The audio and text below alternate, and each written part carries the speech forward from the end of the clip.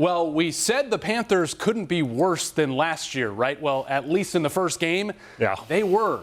Here with Locked On Panthers host Julian Council. First of all, Julian, you are talking Panthers every single day on Locked On. Where can people watch and listen to you talk about this game at New Orleans? Yes, thank you, Nick, for reminding me that I have the great blessing of talking about the Carolina Panthers every Monday through Friday over on YouTube or wherever you listen to your favorite podcasts, either Spotify or on Apple Podcasts, anywhere, Monday through Friday. That's where you can check me out. All right, Julian, just one game, but fans were already looking at 2025 draft-eligible quarterbacks after that first Bryce Young interception. What was the most concerning thing, do you think, about the quarterback's performance on Sunday?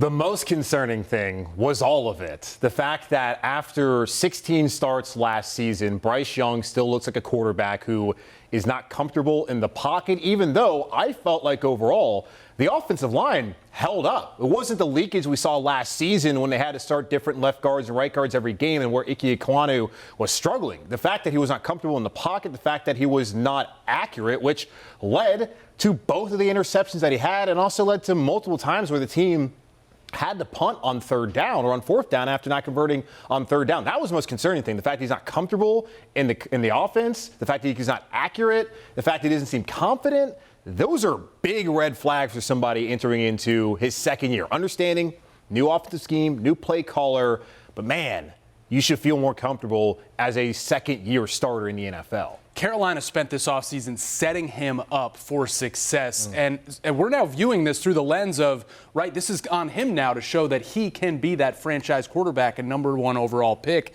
Viewing it through that lens, what did you see in the first example?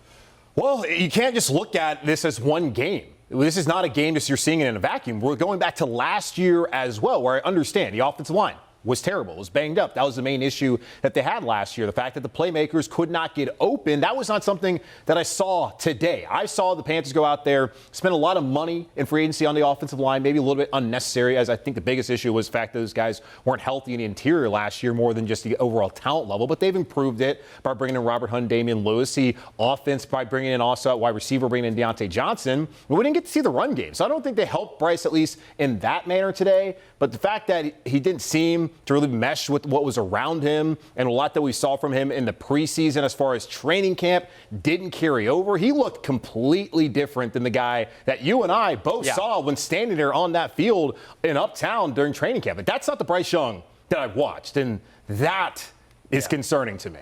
You know, I was going to mention that because we were at training camp basically every practice, and right here in this studio, we said, at least mentally, Bryce Young looks like a different guy than finished last season. Yeah.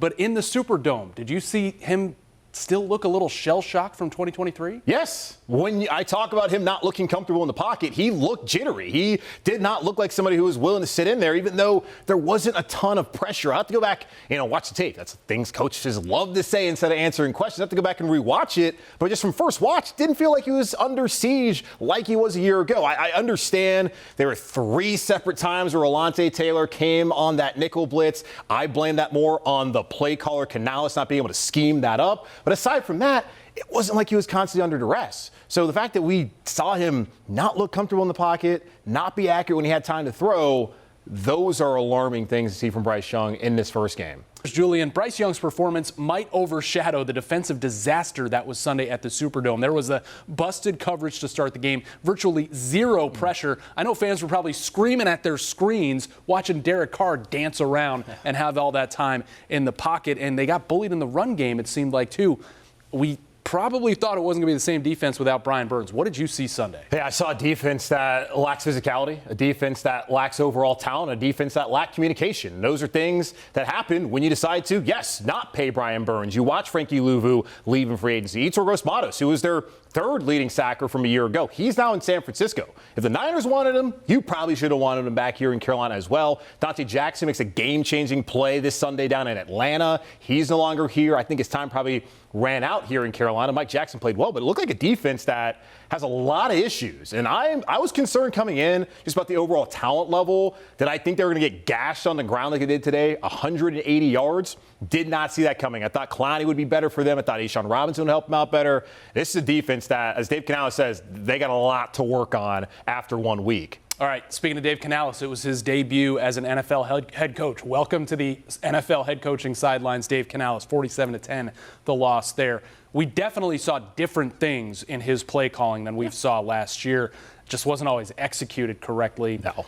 I don't know what you can take from a 47-10 loss to start your career, but what did you take from it? Well, it's certainly embarrassing, and this is not the right foot to start out on here in Carolina. Plenty of fans will question the fact that offensively they did not play well. And going back to the preseason, they played 12 snaps. Didn't play week 1 against New England, didn't play week 2 against the Jets. Yes, they had a joint practice with the Jets that week, but only saw them for 12 snaps offensively, and that's not an offense that we saw go up and down the field and have success like they had in that one drive. And Canalis even talked about afterwards where communication is still an issue. It's a group that has not spent a lot of time together. You know, one way to spend more time together, Dave Canalis, is play them in the preseason. You could do that, but he did not do that, and that has now opened up criticism for this. And I look at the fact that they abandoned the run. This is a guy who talked about all offseason being stubborn about running the football, and when they're sitting there, first and goal, pass attempt again, 4 times.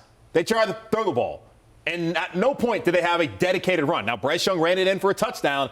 That was off scripture. It was not anything that Dave Canalis had pointed out for them to do. So I'm concerned about the blitz pickup. You got to scheme for that. It's not like it's the first time you ever seen a nickel blitz before. An F+ for Dave Canalis on today's game, where you lose 47-10. You look like your team has no idea how to play football. I mean, maybe at that point, goal to go, down 30 or whatever, you just don't want to show anything. I don't know. That's the only thing I can think of. You haven't shown anything all day except for the inability to move the ball, to not turn over the football. You talk about getting the football right.